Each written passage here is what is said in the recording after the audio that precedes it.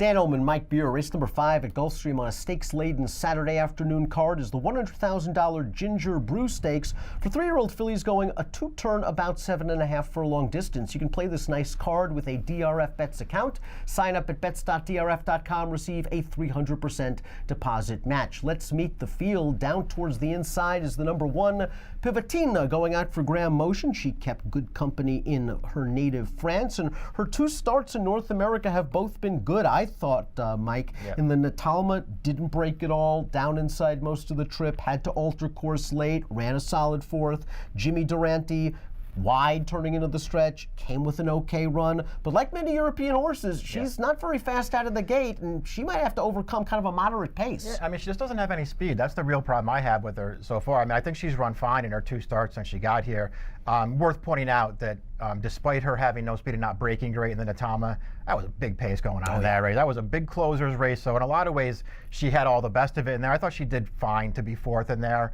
Maybe ran a little bit better last time. I just don't like her running style, Dan. I think she's clearly good enough to go with these horses, though. Number 2 is Boxwood, 5-2 on the morning line. This is a daughter of English Channel who won at Kentucky Downs 2 starts back, but then won an off-the-turf race at Churchill Downs by open lengths most recently. I like that Eddie Keneally is not getting tempted to run on the dirt. He's bringing her back on a turf race. That's what she's bred for. And I thought her performance at Kentucky Downs was solid under Jose Ortiz that day, coming wide into that long straight and then just seeing it out. I liked her when in that race, too. I thought she ran fine first time out at Indiana Downs, and I think she did take a step forward at Kentucky Downs. Just kept her wide the entire way in there, but she was much the best that day. You know, her 2 wins, I know that the figures have gone up over the sloppy tracks. I don't think she's a better dirt horse. I just think she's getting better with racing. I think she's a huge contender in here. I like this nice inside post for her, and she's got to have more speed than Pivotina coming out of the break, so she might grab that coveted pocket position early and work out a nice trip under Brian Hernandez Jr. Want to see what the Timeform U.S. Pace Projector has in store for the Ginger Brew. They've got the 5 Red Rounder out there on the lead, Boxwood sitting 2nd. You see a first-time turf horse sitting 3rd. That's Nonsense, daughter of Golden Sense. He's only 2 for 17 with his first-time turf horse. Too early to make a determination as to whether he'll be a top turf stallion. Dam's thrown 1 turf runner. That horse won the turf debut, but not enough turf pedigree for me as she steps up in a stakes competition. Yeah, just a lot working against her here. She looks like a big price in this race, but she does have some speed, stepping up, stretching out, trying turf. She's going to have to do a lot better than she's done on the main track. Number 7, Shooby Dooby Doo, eligible to show a little bit more speed, stretching out from the 5 furlongs to this about 7.5 furlong distance. Last time out, they cut her all the way back. She fell far behind early, and you just don't win 5 furlong turf races at Gulfstream that way. No, you don't. I guess the real problem with her so far, especially in her turf races, are she looks like a closing sprinter, and those are tough horses to take stretching out for the first time. But it's not like she has no ability. She's pretty good. You'll notice horse lacking pace data is the number 8. That's because it's a European invader.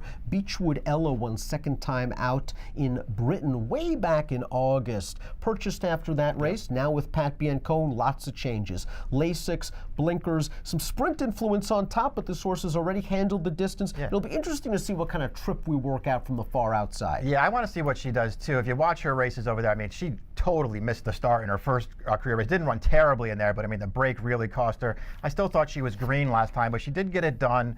Maybe she can improve off of a layoff here. There's a lot working against her, too, but it looks like she's at least okay based on her 2 races over there. You usually don't get the combination of Gary Barber and Mark Casse at 53-1, and that's what happened on December the 6th. The number 4, What a Beaut, certainly didn't run like a 53-1 shot. Hustled out of the gate by Paco, then relaxed very nicely. Found a great spot saving ground in behind the leader. It was a wonderful trip, but she showed a lot of heart and determination in winning that race, and she's 12-1 on the morning line. I think she'll take a little bit of money off of there, but she's got some tactical speed, and nice to know she's already handled course and distance. I don't have any knocks on her debut. You know, she was a huge price in there. I'm not sure why. I guess she just got sort of lost in the shuffle, considering her connections, but she didn't look like a 50-1 shot, as you say. She always traveled in that race. Perfect trip, closed it down at the end.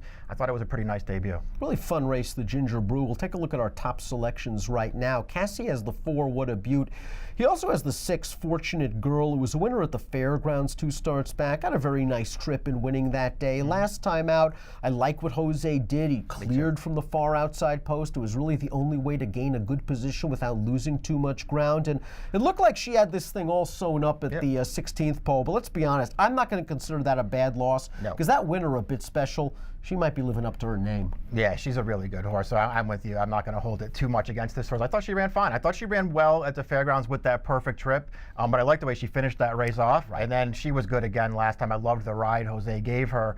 I'm not really against this horse. I think she is the horse to beat in here, but I'm going to try and beat her with Red Rounder. And I'm just hoping this.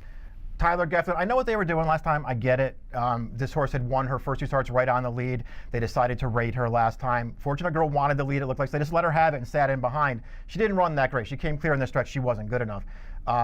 I think they sort of maybe learned their lesson that time. I think Maker's got to tell Gaffleon, just go this time. Put her on the front. Her first 2 starts are both good performances on the lead. Put her on the lead again. What I liked about those first 2 starts, multiple gears. Yes. You push the button, she goes, then she comes to hand, which is really key for a speed horse. Maybe Red Rounder will be able to make the lead. Timeform US certainly agrees. Right. She's going to be your top selection in here. You're going 5, 6, 1, and 2. I'm going 6, 1, 5, and 4 in the $100,000 Ginger Brew Stakes, race 5 at Gulfstream Park. Again, one of several stakes races on this card. You want to get involved with a DRF Bets account, because when you sign up at bets.drf.com, you receive a 300% deposit match. Approximate post time for the Ginger Brew, 2:05 Eastern. Good luck.